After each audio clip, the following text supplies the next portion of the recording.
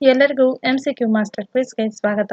ಇಂದಿನ ಪ್ರಶ್ನೆ, ಮೇ 2026ರಲ್ಲಿ ಭಾರತ UAE ನಡುವೆ ಸಹಿ ಹಾಕಲಾದ ಕಾರ್ಯತಂತ್ರದ ಒಪ್ಪಂದಗಳಿಗೆ ಸಂಬಂಧಿಸಿದಂತೆ ಸರಿಯಾದ ಹೇಳಿಕೆ ಯಾವುದು? ಆಪ್ಷನ್ ಎ, UAE ಭಾರತದ ಕಾರ್ಯತಂತ್ರದ ಪೆಟ್ರೋಲಿಯಂ ಮೀಸಲಾತಿ 10 ಮಿಲಿಯನ್ ಬ್ಯಾರೆಲ್ ಕಚ್ಚಾ ತೈಲವನ್ನು ಮಾತ್ರ ಸಂಗ್ರಹಿಸಲಿದೆ. ಆಪ್ಷನ್ ಬಿ ಏನು ಹೇಳುತ್ತೆ ಅಂದರೆ ADNOC ಮತ್ತು HPCL ನಡುವೆ 5 ವರ್ಷಗಳ LNG ಪೂರೈಕೆ ಒಪ್ಪಂದಕ್ಕೆ ಸಹಿ ಹಾಕಲಾಯಿತು. ಆಪ್ಷನ್ ಸಿ ಏನು ಹೇಳುತ್ತೆ, UAEಯ ಫುಜೈರಾದಲ್ಲಿ ಭಾರತದ ಕಾರ್ಯತಂತ್ರದ ತೈಲ ಸಂಗ್ರಹ ಮತ್ತು ADNOC ಭಾರತದಲ್ಲಿ 30 ಮಿಲಿಯನ್ ಬ್ಯಾರೆಲ್ ತೈಲ ಸಂಗ್ರಹಿಸುವ ಒಪ್ಪಂದಕ್ಕೆ ಸಹಿ ಹಾಕಲಾಯಿತು. ಆಪ್ಷನ್ ಡಿ ಏನು ಹೇಳುತ್ತೆ, UAE ಭಾರತದ 5ನೇ ಅತಿ ದೊಡ್ಡ ವ್ಯಾಪಾರ ಪಾಲುದಾರ.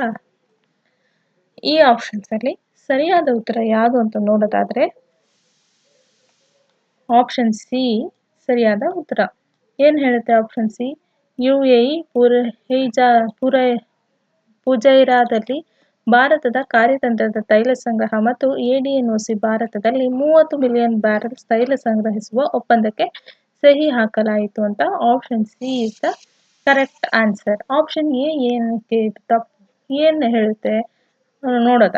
UAE ಭಾರತದ ಕಾರ್ಯತಂತ್ರದ ಪೆಟ್ರೋಲಿಯಂ ಮೀಸಲಾತಿ 10 ಮಿಲಿಯನ್ ಬ್ಯಾರೆಲ್ ಕಚ್ಚಾ ತೈಲವನ್ನು ಮಾತ್ರ ಸಂಗ್ರಹಿಸಲಿದೆ. ಅಂದರೆ ಇದು 10 ಮಿಲಿಯನ್ ಅಲ್ಲ, ಆ್ಯಕ್ಚುಲಿ ಇದು 30 ಮಿಲಿಯನ್ ಬ್ಯಾರೆಲ್ ತೈಲ ಸಂಗ್ರಹಿಸೋದು. ಅದಕ್ಕೆ ಇದು ಆಪ್ಷನ್ ಎ ಕೂಡ ತಪ್ಪು.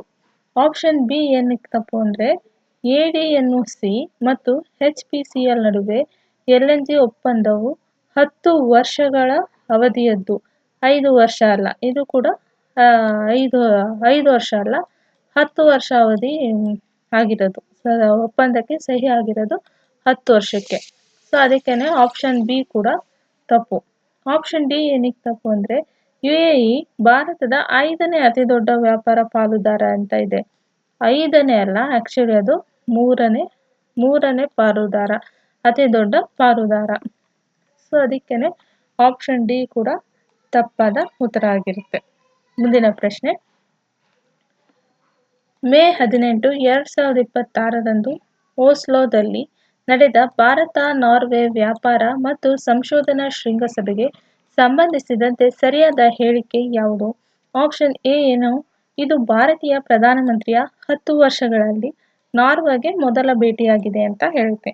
ಆಪ್ಷನ್ ಬಿ ಏನು ಹೇಳುತ್ತೆ, ಭಾರತ-ನಾರ್ವೆ ಸಂಬಂಧವನ್ನು ಬ್ಲೂ ಸ್ಟ್ರಾಟಜಿಕ್ ಪಾರ್ಟ್ನರ್ಶಿಪ್ ಆಗಿ ಉನ್ನತೀಕರಿಸಲಾಯಿತು ಅಂತ ಹೇಳ್ತಿದೆ.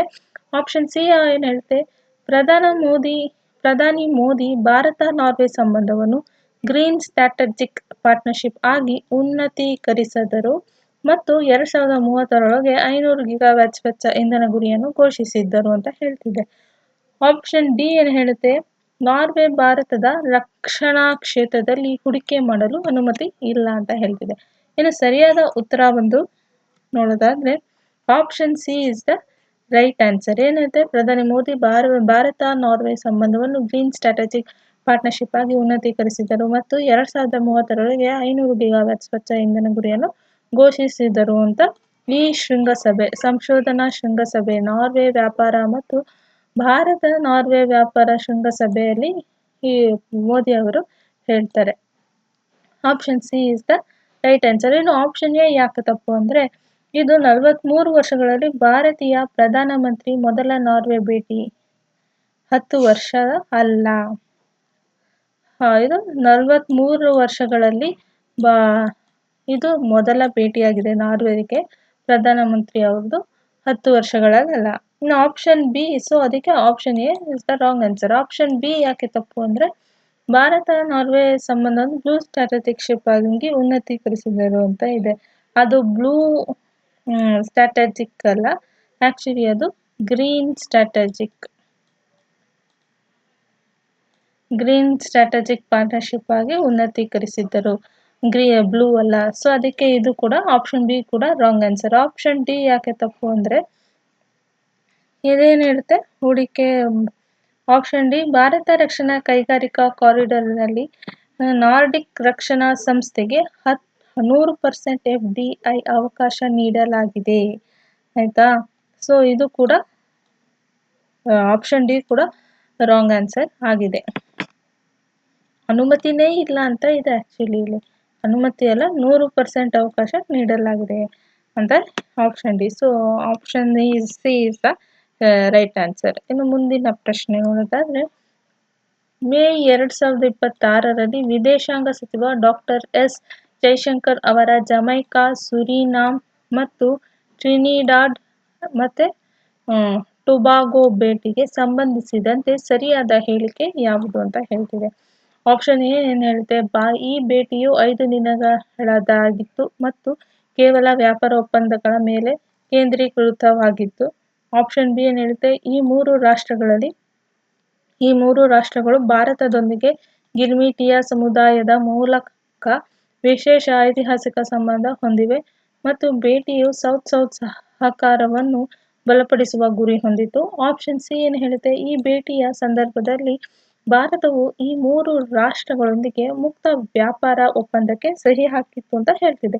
ಆಪ್ಷನ್ ಡಿ ಏನು ಹೇಳುತ್ತೆ, ಜೈಶಂಕರ್ ಅವರು ಕೇವಲ ಸುರಿನಾಮ್ಗೆ ಮಾತ್ರ ಭೇಟಿ ನೀಡಿದ್ದರು ಅಂತ ಹೇಳ್ತಿದೆ. ಇನ್ನು ಸರಿಯಾದ ಉತ್ತರ ನೋಡೋದಾದ್ರೆ ಯಾವುದು ಅಂದ್ರೆ ಈ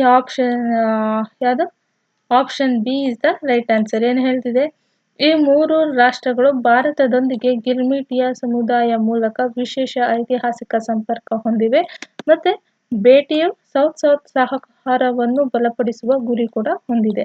ಇನ್ನು ಆಪ್ಷನ್ ಎ ಯಾಕೆ ತಪ್ಪು ಅಂದ್ರೆ, ಈ ಭೇಟಿಯು ಮೇ 2ರಿಂದ 10ನೇ ತಾರೀಕು ತನಕ ಇರುತ್ತೆ, 5 ದಿನ ಅಲ್ಲ. ಸೊ ಇದು 9 ದಿನಗಳ ಭೇಟಿಯಾಗಿರುತ್ತೆ, 5 ದಿನ ಅಲ್ಲ. ಇನ್ನು option B is the right answer. ಇನ್ನು ಆಪ್ಷನ್ ಸಿ ಯಾಕೆ ತಪ್ಪು ಆದರೆ, ಈ ಭೇಟಿಯ ಸಂದರ್ಭ ಭಾರತವು ಈ ಮೂರು ರಾಷ್ಟ್ರಗಳೊಂದಿಗೆ ಮುಕ್ತ ವ್ಯಾಪಾರ ಒಪ್ಪಂದಕ್ಕೆ ಸಹಿ ಹಾಕಿತ್ತು. ಆದರೆ ಸರಿ ಏನಂದ್ರೆ, ಈ ಭೇಟಿಯಲ್ಲಿ ಯಾವುದೇ FTAಗೆ ಸಹಿ ಹಾಕಿದ ಬಗ್ಗೆ ವರದಿಯಾಗಿಲ್ಲ. ಚರ್ಚೆಗಳು ದ್ವಿಪಕ್ಷೀಯ ಸಂಬಂಧಗಳು ಮತ್ತು ಸಹಕಾರದ ಮೇಲೆ ಕೇಂದ್ರೀಕೃತವಾಗಿತ್ತು. ಸೊ ಆಪ್ಷನ್ ಸಿ ಕೂಡ ರಾಂಗ್ ಆನ್ಸರ್ ಆಗಿರುತ್ತೆ. ಇನ್ನು ಆಪ್ಷನ್ ಸಿ ಏನು ಹೇಳುತ್ತೆ, ಜೈಶಂಕರ್ ಅವರು ಕೇವಲ ಸುರಿನಾಮ್ಗೆ ಮಾತ್ರ ಭೇಟಿ ನೀಡಿದ್ದರು ಅಂತ ಇದೆ. ಅದು ತಪ್ಪು. ಯಾಕೆಂದ್ರೆ ಜೈಶಂಕರ್ ಅವರು ಜಮೈಕಾ, ಸುರಿನಾಮ್ ಮತ್ತು ಟ್ರಿನಿಡಾಡ್ ಮತ್ತು ಟೊಬ್ಯಾಕೊಗೆ 3 ರಾಷ್ಟ್ರಗಳಿಗೂ ಭೇಟಿ ನೀಡಿದ್ದರು. ಕ್ವಶನ್ ಅಲ್ಲೇ ಇದೆ ಎಲ್ಲೆಲ್ಲಿ ಭೇಟಿಯಾಗಿದ್ರು ಅಂತ. ಆದ್ರೆ ಇಲ್ಲಿ ಬರೀ ಕೇವಲ ಸುರಿನಾಮ್ಗೆ ಮಾತ್ರ ಭೇಟಿ ಅಂತ ಇದೆ. ಸೊ ಆಪ್ಷನ್ ಡಿ ಕೂಡ ತಪ್ಪಾದ ಉತ್ತರ ಆಗಿರುತ್ತೆ. ಮುಂದಿನ ಪ್ರಶ್ನೆ, ಮೇ 16, 2026ರಂದು ಕೇಂದ್ರ ಸಚಿವ ಜ್ಯೋತಿರಾದಿತ್ಯ ಸಿಂಧಿಯಾ ಲೋಕಾರ್ಪಣೆ ಮಾಡಿದ ಮಿಷನ್ ಸಿಕ್ಕಿಂ ಆರ್ಗ್ಯಾನಿಕ್ಸ್ ಬಗ್ಗೆ ಸರಿಯಾದ ಹೇಳಿಕೆ ಯಾವುದು? ಆಪ್ಷನ್ ಎ ಏನು ಹೇಳುತ್ತೆ, ಈ ಮಿಷನ್ನ ಅಂದಾಜು ವೆಚ್ಚ 500 ಕೋಟಿ ಮತ್ತು 1 ಲಕ್ಷ ರೈತ ಕುಟುಂಬಗಳಿಗೆ ಪ್ರಯೋಜನ. ಆಪ್ಷನ್ ಬಿ ಏನು ಹೇಳುತ್ತೆ, ಈ ಮಿಷನ್ನ ಅಂದಾಜು ವೆಚ್ಚ 360 ಕೋಟಿ, ಡೋನರ್ 85 ಕೋಟಿ ಕೊಡುಗೆ ನೀಡಲಿದ್ದು 66,000ಕ್ಕೂ ಹೆಚ್ಚು ರೈತ ಕುಟುಂಬಗಳಿಗೆ ಪ್ರಯೋಜನವಾಗಿದೆ ಅಂತ. ಆಪ್ಷನ್ ಸಿ ಏನು ಹೇಳುತ್ತೆ, ಈ ಮಿಷನ್ ಕೇವಲ ಚಹಾ ಉತ್ಪಾದನೆಗೆ ಸೀಮಿತವಾಗಿದೆ. ಆಪ್ಷನ್ ಡಿ ಏನು ಹೇಳುತ್ತೆ, ಸಿಕ್ಕಿಂ 2026ರಲ್ಲಿ ಮೊದಲ ಬಾರಿಗೆ ಸಾವಯವ ಕೃಷಿಯನ್ನು ಪ್ರಾರಂಭಿಸಿತು ಅಂತ ಹೇಳ್ತಿದೆ. ಇನ್ನು ಸರಿಯಾದ ಉತ್ತರ ನೋಡೋದಾದ್ರೆ option B is the right answer. ಏನು ಹೇಳುತ್ತೆ, ಈ ಮಿಷನ್ ಅಂದಾಜು ವೆಚ್ಚ 360 ಕೋಟಿ ಆಗಿದೆ. ಡೋನರ್ದು 85 ಕೋಟಿ ಕೊಡುಗೆ ನೀಡಲಿದ್ದು 66,000ಕ್ಕೂ ಹೆಚ್ಚು ರೈತ ಕುಟುಂಬಗಳಿಗೆ ಪ್ರಯೋಜನ ಆಗಿದೆ ಅಂತ ಹೇಳ್ತಿದೆ. ಇನ್ನು ಆಪ್ಷನ್ ಎ ಯಾಕೆ ತಪ್ಪು ಅಂತ ನೋಡೋದಾದ್ರೆ, ಈ ಮಿಷನ್ ವೆಚ್ಚ 500 ಕೋಟಿ ಮತ್ತೆ 1 ಲಕ್ಷ ಕುಟುಂಬಗಳಿಗೆ ಪ್ರಯೋಜನ ಅಂತ ಹೇಳ್ತಿದ್ದಾರೆ. ಆದ್ರೆ ಇದು 360 ಕೋಟಿ ಆಗಿರೋದು 500 ಕೋಟಿ ಅಲ್ಲ. ಎಷ್ಟು ಹೇಳಿ, 360 ಕೋಟಿ ಆಗಿದೆ. ಆಮೇಲಿಂದ 66,000 1 ಲಕ್ಷ ಅಲ್ಲ, 1 ಲಕ್ಷ ಕುಟುಂಬಕ್ಕಲ್ಲ. ಆಕ್ಚುಲಿ ಇದು 60,000 ಕುಟುಂಬಗಳಿಗೆ ಪ್ರಯೋಜನ ಆಗೋದು. ಇನ್ನು option B is the right answer. ಇನ್ನು ಆಪ್ಷನ್ ಸಿ ಯಾಕೆ ತಪ್ಪು ಅಂತಂದ್ರೆ, ಮಿಷನ್ ಸಾವಯವ ಉತ್ಪನ್ನ ಸಂಪೂರ್ಣ ಮೌಲ್ಯ ಸರಪಳಿಗೆ ದೊಡ್ಡ ಏಲಕ್ಕಿ, ಶುಂಠಿ ಸೇರಿದಂತೆ ಕೇಂದ್ರೀಕೃತವಾಗಿದೆ, ಕೇವಲ ಚಹಾ ಅಲ್ಲ. ಚಹಾ ಒಂದೇ ಅಲ್ಲ, ಇದಕ್ಕೆ ಶುಂಠಿ ಮತ್ತು ದೊಡ್ಡ ಏಲಕ್ಕಿ ಇದು ಕೂಡ ಸೇರಿದೆ. ಇನ್ನು ಆಯ್ಕೆ ಡಿ ಯಾಕೆ ತಪ್ಪು ಅಂದರೆ ಸಿಕ್ಕಿಂನಲ್ಲಿ 3 ಬಾರಿಗೆ ಸಾವಯವ ಕೃಷಿ ಪ್ರಾರಂಭಿಸಿತು ಅಂತ ಹೇಳ್ತಿದೆ. ಆ್ಯಕ್ಚುಲಿ ಅದು 2016ರಲ್ಲಿ ಭಾರತದ ಮೊದಲ 100% ಸಾವಯವ ರಾಜ್ಯ ಎಂದು ಘೋಷಿಸಿದೆ, 2026ರಲ್ಲ. ಸೊ ಅದಕ್ಕೆ ಆಪ್ಷನ್ ಡಿ ಕೂಡ ತಪ್ಪಾದ ಉತ್ತರ ಆಗಿರುತ್ತೆ. ಇನ್ನು ಮುಂದಿನ ಪ್ರಶ್ನೆ, ಮೇ 2026ರಲ್ಲಿ PFRDA ಪರಿಚಯಿಸಿದ ನಿವೃತ್ತಿ ಆದಾಯ ಯೋಜನೆ ಬಗ್ಗೆ ಸರಿಯಾದ ಹೇಳಿಕೆ ಯಾವುದು ಅನ್ನೋದಾದ್ರೆ ಈ ಆಪ್ಷನ್ಸ್ ನೋಡಿದ್ರೆ ಆಪ್ಷನ್ ಏನು ಹೇಳುತ್ತೆ, RIS ಅಡಿಯಲ್ಲಿ NPSನಿಂದ ನಿವೃತ್ತಿರಾಗುವ 100% ಮೊತ್ತವನ್ನು ಲಂಪ್ಸಮ್ ಆಗಿ ಹಿಂಪಡೆಯಬೇಕು. ಆಪ್ಷನ್ ಬಿ ಏನು ಹೇಳುತ್ತೆ, RIS ಸ್ಟಡಿ ಯೋಜನೆಯಲ್ಲಿ 60 ವರ್ಷದಲ್ಲಿ 35% ಈಕ್ವಿಟಿ ಇದ್ದು 75 ವರ್ಷಕ್ಕೆ 100%ಗೆ ಇಳಿಯುತ್ತದೆ ಮತ್ತು 85 ವರ್ಷದವರೆಗೆ ನಿಯಮಿತ ಪಾವತಿ ಸಿಗುತ್ತದೆ. ಇನ್ನು ಆಪ್ಷನ್ ಸಿ ಏನು ಹೇಳುತ್ತೆ, RIS ಯೋಜನೆಯಲ್ಲಿ ಕಡ್ಡಾಯ ಅನ್ಯೂಯಿಟಿ ಅವಶ್ಯಕತೆ 60%ಗೆ ಏರಿಕೆ ಆಗಿದೆ. ಇನ್ನು ಆಪ್ಷನ್ ಡಿ ಏನು ಹೇಳುತ್ತೆ, RIS ಯೋಜನೆ ಕೇವಲ ಸರ್ಕಾರಿ ನೌಕರರಿಗೆ ಮಾತ್ರ ಅನ್ವಯಿಸುತ್ತದೆ. ಇನ್ನು ಸರಿಯಾದ ಉತ್ತರ ನೋಡೋದಾದ್ರೆ option B is the right answer. ಏನು ಹೇಳುತ್ತೆ ಆಪ್ಷನ್ ಬಿ, RIS ಸ್ಟ್ರಾಟಜಿ ಯೋಜನೆಯಲ್ಲಿ 60 ವರ್ಷದಲ್ಲಿ 35% ಈಕ್ವಿಟಿ ಇದ್ದು 75 ವರ್ಷಕ್ಕೆ 10%ಗೆ ಇಳಿಯುತ್ತದೆ ಮತ್ತು 85 ವರ್ಷದವರೆಗೆ ನಿಯಮಿತ ಪಾವತಿ ಸಿಗುತ್ತದೆ ಅಂತ ಆಪ್ಷನ್ ಬಿ ಹೇಳ್ತದೆ. ಇನ್ನು ಆಪ್ಷನ್ ಎ ಯಾಕೆ ತಪ್ಪು ಅನ್ನೋದ ನೋಡೋದಾದ್ರೆ RISನ ಉದ್ದೇಶವೇ ಲಂಪ್ಸಮ್ ಹಿಂಪಡೆಯುವ ಹಣವನ್ನು ಹೂಡಿಕೆಯಲ್ಲಿಟ್ಟು 85 ವರ್ಷದವರೆಗೆ ನಿಯಮಿತ ಆದಾಯ ಹಿಂಪಡೆಯುವುದ. ಸೊ ಅದಕ್ಕೆ ಆಪ್ಷನ್ ಎ ಕೂಡ ತಪ್ಪಾಗಿದೆ. ಇನ್ನು ಆಪ್ಷನ್ ಸಿ ಯಾಕೆ ತಪ್ಪು ಅಂದರೆ ಕಡ್ಡಾಯ ಅನುಜ್ಞೆ ಅವಶ್ಯಕತೆ ಇರೋದ 40%ರಿಂದ 20%, ಆದರೆ ಇಲ್ಲಿ 60% ಅಂತ ಕೊಟ್ಟಿದ್ದಾರೆ. ಸೊ ಅದಕ್ಕೆ ಆಪ್ಷನ್ ಸಿ ಕೂಡ ತಪ್ಪು. ಇನ್ನು ಆಪ್ಷನ್ ಡಿ ಏನು ಹೇಳುತ್ತೆ, ಈ ಯೋಜನೆ ಕೇವಲ ಸರ್ಕಾರಿ ನೌಕರಿಗೆ ಮಾತ್ರ ಅನ್ವಯಿಸುತ್ತದೆ ಅಲ್ಲ, RIS ಎಲ್ಲ NPS ಚಂದಾದಾರರಿಗೆ ಅನ್ವಯ ಆಗುತ್ತದೆ. ಸರ್ಕಾರಿ ನೌಕರಿಗೆ ವೇಸ್ಟಿಂಗ್ ವಯಸ್ಸು 75ರಿಂದ 85ಕ್ಕೆ ವಿಸ್ತರಿಸಲಾಗಿದೆ. ಆಯ್ತಾ, ಅದಕ್ಕೆ ಆಪ್ಷನ್ ಡಿ ಕೂಡ ತಪ್ಪು. ಅಂದರೆ ಸರ್ಕಾರಿ ನೌಕರರಿಗೆಲ್ಲ NPS ಚಂದಾದಾರರಿಗೂ ಕೂಡ ಈ ಅವಕಾಶ ಅನ್ವಯಿಸುತ್ತದೆ, ಈ ಯೋಜನೆ ಅನ್ವಯಿಸುತ್ತೆ ಅಂತ ಹೇಳ್ತಿದೆ ಆಪ್ಷನ್ ಡಿ. ನಮ್ಮ ಮುಂದಿನ ಪ್ರಶ್ನೆ ನೋಡೋದಾದ್ರೆ ಮೇ 1, 2026ರಂದು ಭೋಪಾಲ್ನಲ್ಲಿ ಸ್ಥಾಪಿಸಲಾದ ಭಾರತದ ಮೊದಲ ಆಗ್ಲೇ ಟ್ರೀ ಬಗ್ಗೆ ಸರಿಯಾದ ಹೇಳಿಕೆ ಯಾವುದು? ಆಪ್ಷನ್ ಎ ಏನು ಹೇಳುತ್ತೆ, ಇದು ನೈಸರ್ಗಿಕವಾಗಿ ಬೆಳೆದ ಆಗ್ಲೇ ಮರವಾಗಿದ್ದು ವಾರ್ಷಿಕ 5 ಟನ್ CO2 ಹೀರಿಕೊಳ್ಳುತ್ತದೆ. ಆಪ್ಷನ್ ಬಿ ಏನು ಹೇಳುತ್ತೆ, ಇದು 3 ಮೀಟರ್ ಎತ್ತರದ ಸೌರ ಚಾಲಿತ ಫೋಟೋ ಬಯೋರಿಯಾಕ್ಟರ್ ಆಗಿದ್ದು ವಾರ್ಷಿಕ 1.5 ಟನ್ CO2 ಹೀರಿಕೊಂಡು 15 ಮೀಟರ್ ತ್ರಿಜ್ಯದಲ್ಲಿ PM2.5 ಅನ್ನು 45ರಿಂದ 55% ಕಡಿಮೆ ಮಾಡುತ್ತದೆ. ಇನ್ನು ಆಪ್ಷನ್ ಸಿ ಏನು ಹೇಳುತ್ತೆ, ಆಗ್ಲೇ ಟ್ರೀ ರಾತ್ರಿ ವೇಳೆ ಕಾರ್ಯನಿರ್ವಹಿಸುವುದಿಲ್ಲ ಮತ್ತು ಕೇವಲ ಸರ್ಕಾರಿ ಕಚೇರಿಗಳಲ್ಲಿ ಮಾತ್ರ ಸ್ಥಾಪಿಸಬಹುದು ಅಂತ ಹೇಳ್ತಿದೆ. ಆಪ್ಷನ್ ಡಿ ಏನು ಹೇಳುತ್ತೆ, ಇದು ನೈಸರ್ಗಿಕ ಮರಗಳಿಗೆ ಸಂಪೂರ್ಣ ಬದಲಿಯಾಗಿದ್ದು ಭೂಪಾಲ್ನಲ್ಲಿ ಎಲ್ಲ ಮರಗಳನ್ನು ತೆಗೆದುಹಾಕಲಾಗುವುದು. ಸರಿಯಾದ ಉತ್ತರ ಏನಂದ್ರೆ ಇದು option B is the right answer. ಇದು ಏನು ಹೇಳುತ್ತೆ, ಇದು 3 ಮೀಟರ್ ಎತ್ತರದ ಸೌರಚಾಲಿತ ಫೋಟೋ ಬಯೋರಿಯಾಕ್ಟರ್ ಆಗಿದ್ದು ವಾರ್ಷಿಕದ 1.5 ಟನ್ CO2 ಹೀರಿಕೊಂಡು 15 ಮೀಟರ್ ತ್ರಿಜ್ಯದಲ್ಲಿ PM2.5 ಅನ್ನು 45ರಿಂದ 55%ಗೆ ಕಡಿಮೆ ಮಾಡುತ್ತದೆ ಅಂತ ಹೇಳ್ತಿದೆ. ಇನ್ನು ಆಪ್ಷನ್ ಎ ಯಾಕೆ ತಪ್ಪು ಅನ್ನೋದಾದ್ರೆ ಇದು ಕೃತಕ ಸಾಧನ, ನೈಸರ್ಗಿಕ ಮರವಲ್ಲ. ಇದು 1.5 ಟನ್ CO2 ಹೀರಿಕೊಳ್ಳುತ್ತದೆ, 5 ಟನ್ ಅಲ್ಲ ಅಂತ ಹೇಳ್ತಿದೆ. ಎಷ್ಟು? 5 ಅಲ್ಲ, 10 ಟನ್ ಹೀರಿಕೊಳ್ಳುತ್ತದೆ. ಇದು ನೈಸರ್ಗಿಕ ಅಲ್ಲ, ಆಕ್ಚುಲಿ ಇದು ಕೃತಕ ಸಾಧಕ ಬೆಳೆಯ ಸಾಧನ ಇದು. ಅದಕ್ಕೆ ಆಪ್ಷನ್ ಎ ಕೂಡ ಇಲ್ಲಿ ತಪ್ಪಾಗಿದೆ. ಇನ್ನು ಆಪ್ಷನ್ ಸಿ ಯಾಕೆ ತಪ್ಪು ಅಂದರೆ ಇದರಲ್ಲಿ ಬ್ಯಾಟರಿ ಬ್ಯಾಕಪ್ ಮತ್ತು LED ದೀಪಗಳಿದ್ದು 24x7 ಕಾರ್ಯನಿರ್ವಹಿಸುತ್ತದೆ. ಇದನ್ನು ರಸ್ತೆ ಭಾಗ, ಮಾರುಕಟ್ಟೆ, ಸಾರ್ವಜನಿಕ ಸ್ಥಳದಲ್ಲಿ ಸ್ಥಾಪಿಸಬಹುದು ಅಂತ ಹೇಳ್ತಿದೆ. ಇದು ರಾತ್ರಿ ವೇಳೆ ಮಾತ್ರ ಕಾರ್ಯನಿರ್ವಹಿಸುವುದಿಲ್ಲ ಅಂತ ಹೇಳ್ತಾ ಇದೆ ಅಲ್ಲ, ಸೊ ಅದಕ್ಕೆ ಇದು ಆಪ್ಷನ್ ಸಿ ಕೂಡ ತಪ್ಪಾದ ಉತ್ತರ. ಇನ್ನು ಆಪ್ಷನ್ ಡಿ ಏನು ಹೇಳುತ್ತೆ, ಇದು ನೈಸರ್ಗಿಕ ಸಂಪೂರ್ಣ ಬದಲಿಯಾಗಿದ್ದು ಭೂಪಾಲ್ನಲ್ಲಿ ಎಲ್ಲ ಮರಗಳನ್ನು ತೆಗೆದು ಹಾಕಬಹುದು. ಇದು ಆಕ್ಚುಲಿ ಇದು ಏನಂದ್ರೆ ಅಭಿವರ್ಧಕರು ಮತ್ತು ವಿಜ್ಞಾನಿಗಳು ಇದು ಮರಗಳಿಗೆ ಪೂರಕ, ಬದಲಿ ಅಲ್ಲ ಎಂದು ಸ್ಪಷ್ಟಪಡಿಸಿದ್ದಾರೆ. ಅದಕ್ಕೆ ಆಪ್ಷನ್ ಡಿ ಕೂಡ ತಪ್ಪಾಗಿದೆ. ಸರಿಯಾದ ಉತ್ತರ ಆಪ್ಷನ್ ಬಿ.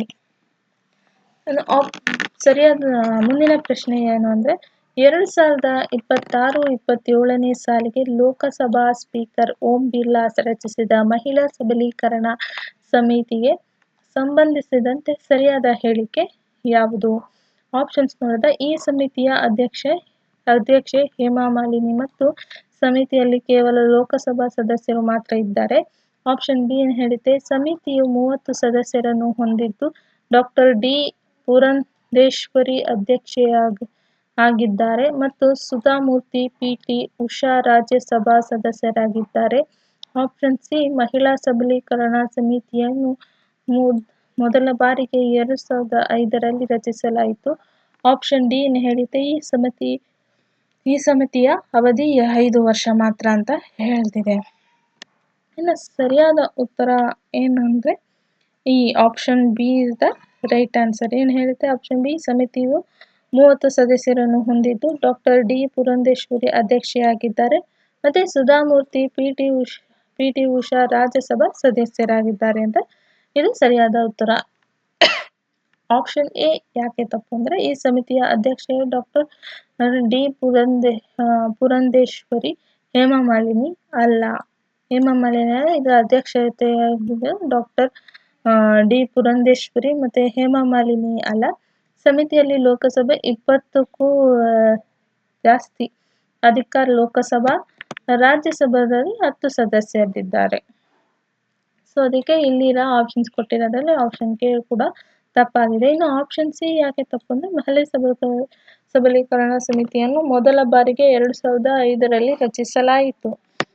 ಆಕ್ಚುಲಿ ಈ ಸಮಿತಿಯನ್ನು ಮೊದಲ ಬಾರಿಗೆ ಏಪ್ರಿಲ್ 29, 1997ರಲ್ಲೇ 11 ಲೋಕಸಭೆಯಲ್ಲಿ ರಚಿಸಲಾಗಿತ್ತು, 2005ರಲ್ಲ.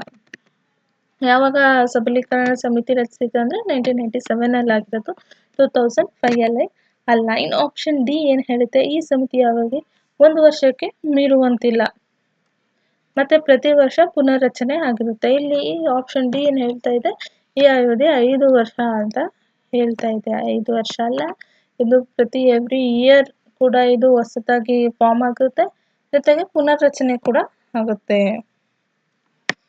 1 ವರ್ಷ ಮೀರುವಂತ ಇರುವುದಿಲ್ಲ. ಸೊ ಆಪ್ಷನ್ ಡಿ ಕೂಡ ತಪ್ಪು. Option B is the right answer. ಇನ್ನು ಮುಂದಿನ ಪ್ರಶ್ನೆ ಏನು ಅಂದರೆ NHAIಯ ಪ್ರಾಜೆಕ್ಟ್ ಸಕ್ಷಮ್ ಯೋಜನೆಗೆ ಸಂಬಂಧಿಸಿದಂತೆ ಸರಿಯಾದ ಹೇಳಿಕೆ ಯಾವುದು? ಆಪ್ಷನ್ ಎ ಏನು ಹೇಳುತ್ತೆ, ಪ್ರಾಜೆಕ್ಟ್ ಸಕ್ಷಮ್ ಕೇವಲ ಪುರುಷರಿಗೆ ಮಾತ್ರ ತರಬೇತಿ ನೀಡುತ್ತದೆ ಮತ್ತು 5 ತರಬೇತಿ ಕೇಂದ್ರಗಳನ್ನು ಹೊಂದಿದೆ. ಆಪ್ಷನ್ ಬಿ ಏನು ಹೇಳುತ್ತೆ, ಈ ಯೋಜನೆಯಡಿ 12 ತರಬೇತಿ ಕೇಂದ್ರಗಳ ಮೂಲಕ 6,000ಕ್ಕೂ ಅಧಿಕ ಯುವಜನರಿಗೆ ತರಬೇತಿ ನೀಡಲಾಗಿತ್ತು. 80%ಗಿಂತ ಹೆಚ್ಚು ಫಲಾನುಭವಿಗಳು ಮಹಿಳೆಯರಾಗಿದ್ದಾರೆ ಮತ್ತು ಮಾಸಿಕ ಆದಾಯ 13,000ರಿಂದ 16,000ವರೆಗಿರುತ್ತೆ. ಆಪ್ಷನ್ ಸಿ ಏನು ಹೇಳುತ್ತೆ, ಪ್ರಾಜೆಕ್ಟ್ ಸಕ್ಷಮ್ನಲ್ಲಿ ಕೃಷಿ ತರಬೇತಿಗೆ ಮಾತ್ರ ಒತ್ತು ನೀಡಲಾಗಿದೆ. ಆಪ್ಷನ್ ಡಿ ಏನು ಹೇಳುತ್ತೆ, ಈ ಯೋಜನೆಯನ್ನು NHAI ಒಂಟಿಯಾಗಿ ನಡೆಸುತ್ತದೆ ಮತ್ತು ಯಾವುದೇ ಉದ್ಯೋಗ ಯೋಜನೆ ಇಲ್ಲ ಅಂತ ಹೇಳ್ತಿದೆ.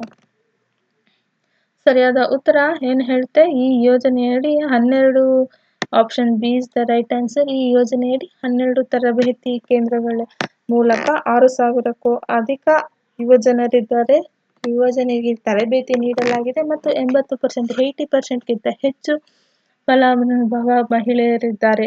ಮತ್ತೆ ಮಾಸಿಕ ಆದಾಯ 13ರಿಂದ 16,000ವರೆಗೆ ಇದೆ ಅಂತ ಇದೆ. ಸೊ ಅದಕ್ಕೆ ಇದು option B is the right answer. ಇನ್ನು ಆಪ್ಷನ್ ಎ ಯಾಕೆ ತಪ್ಪು ಅಂತ ನೋಡೋದಾದ್ರೆ, ಪ್ರಾಜೆಕ್ಟ್ ಸಾಕ್ಷ್ಯ ಮಹಿಳಾ ಕೇಂದ್ರಿತ ಯೋಜನೆ ಮತ್ತು 80%ಗಿಂತ ಹೆಚ್ಚು ಫಲಾನುಭವಿಗಳು ಮಹಿಳೆಯರು ಇದ್ದಾರೆ. ಮತ್ತೆ ಇದು 12 ತರಬೇತಿ ಕೇಂದ್ರಗಳನ್ನು ಹೊಂದಿದೆ, 5 ಅಲ್ಲ. ಎಷ್ಟು ಕೇಂದ್ರ ಇದೆ? ಇದು 12 ತರಬೇತಿ. ಅಂದರೆ ಇದು ಕೇವಲ ಪುರುಷರಿಗೆ ಮಾತ್ರ ಅಲ್ಲ, ಇದು ಮಹಿಳೆಯರಿಗೋಸ್ಕರನೇ. ಇಲ್ಲೇ ಹೇಳ್ತೀನಿ ನಾನು ಆಪ್ಷನ್ ಸಿ ಇಲ್ಲಿ 80%, 80%ಗಿಂತ ಹೆಚ್ಚು ಮಹಿಳೆಯರಿದ್ದಾರೆ, ಅದಕ್ಕೆ ಫಲಾನುಭವಿಗಳು ಮಹಿಳೆಯರಿದ್ದಾರೆ. ಮತ್ತೆ 12 ತರಬೇತಿ ಕೇಂದ್ರಗಳಿವೆ ಅಂತ ಹೇಳ್ತಿದೆ. ಸೊ ಇಲ್ಲಿರೋದ್ರಲ್ಲಿ option A answer. Option A ತಪ್ಪಾದ ಉತ್ತರ ಇರುತ್ತೆ. ಇನ್ನು ಆಪ್ಷನ್ ಸಿ ಏನು ಹೇಳುತ್ತೆ ಅಂದರೆ, ತರಬೇತಿಯು tailoring, electrical, plumbing, appliances repair, nursing assistant, multi skill technician ಸೇರಿದಂತೆ ವಿವಿಧ ಕ್ಷೇತ್ರಗಳಲ್ಲಿ ನೀಡಲಾಗುತ್ತೆ, ಕೇವಲ ಕೃಷಿ ಮಾತ್ರ ಅಲ್ಲ. ಇದಿಷ್ಟಲ್ಲೂ ತರಬೇತಿ ನೀಡುತ್ತದೆ, ಬರೀ ಕೃಷಿ ಮಾತ್ರ ಅಲ್ಲ. So option C is the wrong answer. ಇನ್ನು ಆಪ್ಷನ್ ಡಿ ಯಾಕೆ ತಪ್ಪು ಅಂದರೆ, ಈ ಯೋಜನೆಯಲ್ಲಿ NHAI ಒಂಟಿಯಾಗಿ ನಡೆಸುತ್ತದೆ ಮತ್ತು ಯಾವುದೇ ಉದ್ಯೋಗ ನಿಯೋಜನೆ ಇಲ್ಲ. ಈ ಯೋಜನೆಯನ್ನು ಆಕ್ಚುಲಿ ಇದು ಏನು ಹೇಳುತ್ತೆ ಅಂದರೆ, ಆಪ್ಷನ್ ಡಿ, ಈ ಯೋಜನೆಯನ್ನು NHAI ಮತ್ತೆ ವರ್ಸಿಂಗ್ ಫೌಂಡೇಶನ್ ಸಹಭಾಗಿತ್ವದಲ್ಲಿ ನಡೆಯುತ್ತದೆ ಮತ್ತು 4,000ಕ್ಕೂ ಹೆಚ್ಚು ಜನರಿಗೆ ಉದ್ಯೋಗ ನಿಯೋಜನೆ ಮಾಡಲಾಗಿದೆ ಅಂತ ಹೇಳ್ತಿದೆ. ಸೊ ಅದಕ್ಕೆ ಇಲ್ಲಿರೋ ಆಪ್ಷನ್ ಡಿ ಕೂಡ ತಪ್ಪಾಗಿದೆ. ಇನ್ನು ಮುಂದಿನ ಪ್ರಶ್ನೆ, ಮೇ 17, 2026 ರಂದು ಮೌಂಟ್ ಎವರೆಸ್ಟ್ ಆರೋಹಣ ದಾಖಲೆ ಮುರಿದ ನೇಪಾಳಿ ಶೇರ್ಪಾ ಪರ್ವತಾರೋಹಿಗಳ ಬಗ್ಗೆ ಸರಿಯಾದ ಹೇಳಿಕೆ ಯಾವುದು ಅಂತ ಹೇಳಿದೆ. ಆಪ್ಷನ್ ಎ ಏನು ಹೇಳುತ್ತೆ? ಕಾಮಿ ರೀಟಾ ಶೇರ್ಪಾ 30ನೇ ಬಾರಿ ಮತ್ತು ಲಾಲ್ಕಾಪಾ ಶೇರ್ಪಾ 10ನೇ ಬಾರಿ ಎವರೆಸ್ಟ್ ಶಿಖರಾರೋಹಣ ಮಾಡಿದ್ದರು. ಆಪ್ಷನ್ ಬಿ ಏನು ಹೇಳುತ್ತೆ? ಕಾಮಿ ರೀಟಾ ಶೇರ್ಪಾ 32ನೇ ಬಾರಿ ಮತ್ತು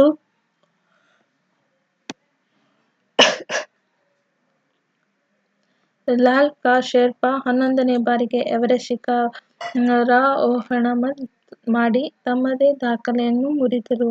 ಇನ್ನು ಆಪ್ಷನ್ ಸಿ ಏನು ಹೇಳುತ್ತೆ?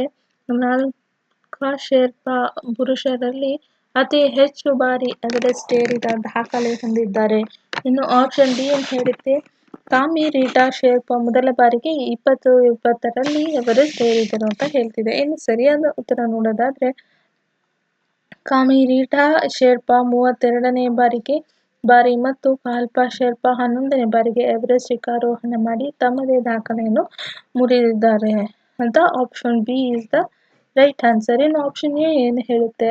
ಕಾಮಿ ರೀಟಾ 32ನೇ ಬಾರಿ, 30ನೇ ಬಾರಿ ಅಲ್ಲ, ಇದು 32ನೇ ಬಾರಿ ಅವರು ಹತ್ತಿರೋದು. ಇನ್ನು ಲಾಲ್ಕಾ ಶೇರ್ಪಾ ಇದು 10ನೇ ಅಲ್ಲ, ಇದು 11ನೇ ಬಾರಿ ಹತ್ತಿರೋದು. So option A is the wrong answer. ಇನ್ನು ಆಪ್ಷನ್ ಸಿ ಯಾಕೆ ರಾಂಗ್ ಆನ್ಸರ್ ಅಂದರೆ, ಲಾಲ್ಕಾ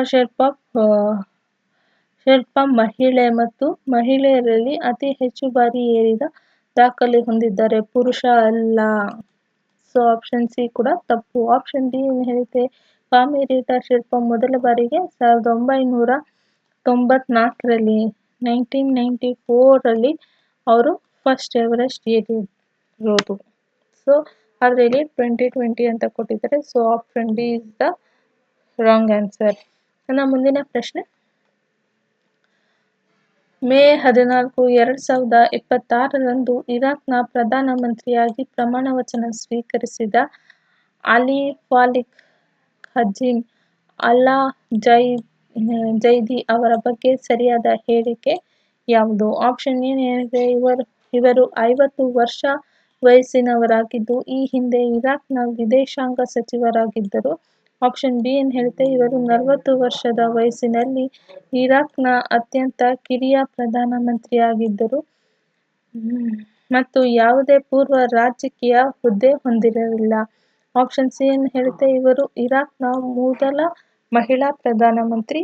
ಆಪ್ಷನ್ ಡಿ ಏನು ಹೇಳುತ್ತೆ, ಇವರು ಸುನ್ನಿ ರಾಜಕೀಯ ಮೈತ್ರಿಕೂಟದಿಂದ ನಾಮನಿರ್ದೇಶನಗೊಂಡಿದ್ದರು. ಇನ್ನು ಸರಿಯಾದ ಉತ್ತರ ಬಂದು ಆಪ್ಷನ್ ಬಿ ಇಸ್ ದ ಸರಿಯಾದ ಉತ್ತರ. ಇವರು 40 ವರ್ಷ ವಯಸ್ಸಿನಲ್ಲಿ ಇರಾಕ್ನ ಅತ್ಯಂತ ಕಿರಿಯ ಪ್ರಧಾನಮಂತ್ರಿಯಾಗಿದ್ದರು ಮತ್ತು ಯಾವುದೇ ಪೂರ್ವ ರಾಜಕೀಯ ಹುದ್ದೆ ಹೊಂದಿರಲಿಲ್ಲ. ಸೊ ಅದಕ್ಕೆ ಈಗ option B is the right answer. Option A ಯಾಕೆ ಇದು ಕಾಮಿರೀಟಾ ಆಪ್ಷನ್ ಎ ಯಾಕೆ ತಪ್ಪು ಅಂದರೆ,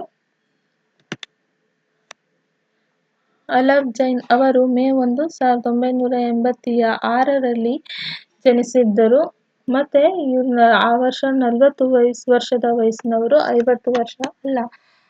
ಇವರು ಈ ಹಿಂದೆ ಯಾವುದೇ ರಾಜಕೀಯ ಹೊಂದಿರಲಿಲ್ಲ, ವಿದೇಶಾಂಗ ಸಚಿವರಾಗಿರಲಿಲ್ಲ. ಸೊ ಅದಕ್ಕೆ ಆಪ್ಷನ್ ಎ ಕೂಡ ತಪ್ಪಾದ ಉತ್ತರ ಆಗಿರುತ್ತೆ. ಇನ್ನು ಆಪ್ಷನ್ ಸಿ ಯಾಕೆ ತಪ್ಪು ಅಂದರೆ, ಇವರು ಇರಾಕ್ ಮೊದಲ ಮಹಿಳಾ ಪ್ರಧಾನಮಂತ್ರಿ ಅಂತ ಹೇಳ್ತಿದೆ. ಅಲ್ಲಿ ಆಲ್ ಜಿಲ್ಲಾ ಪುರುಷರು ಮಹಿಳಾ ಪ್ರಧಾನಿ ಮಂತ್ರಿ ಅಲ್ಲ. ಸೊ ಅದಕ್ಕೆ ಆಪ್ಷನ್ ಸಿ ಕೂಡ ತಪ್ಪಾದ ಉತ್ತರ. ಇನ್ನು ಆಪ್ಷನ್ ಡಿ ಯಾಕೆ, ಇವರು ಶಿಯಾ ರಾಜಕೀಯ ಮೈತ್ರಿಕೂಟ ಕೋಆರ್ಡಿನೇಷನ್ ಫ್ರೇಮ್ವರ್ಕ್ ನಾಮನಿರ್ದೇಶನ ಮಾಡಿದೆ, ಸುನ್ನಿ ಮೈತ್ರಿಕೂಟ ಅಲ್ಲ. ಸೊ ಅದಕ್ಕೇನೆ ಆಪ್ಷನ್ ಡಿ ಕೂಡ ತಪ್ಪಾದ ಉತ್ತರವಾಗಿರುತ್ತೆ. Option D is the right answer. ಅದಕ್ಕೆ ಎಲ್ಲ ಮುಗಿತು. ಧನ್ಯವಾದ, ಥ್ಯಾಂಕ್ ಯು ಅಂತ ಹೇಳ್ತೀನಿ. ಮುಂದಿನ ವಿಡಿಯೋದಲ್ಲಿ ಭೇಟಿ ಆಗೋದಾ. ಅಲ್ಲಿವರೆಗೂ ಲೈಕ್, ಶೇರ್ ಮತ್ತು ಸಬ್ಸ್ಕ್ರೈಬ್ ಕೊಡಿ ಅಂತ ಹೇಳ್ತೀನಿ. ಇಷ್ಟ ಆಗಿಲ್ಲ ಅಂದರೆ ಡಿಸ್ಲೈಕ್ ಕೂಡ ಕೊಡಿ ಅಂತ ಹೇಳ್ತೀನಿ. Thank you.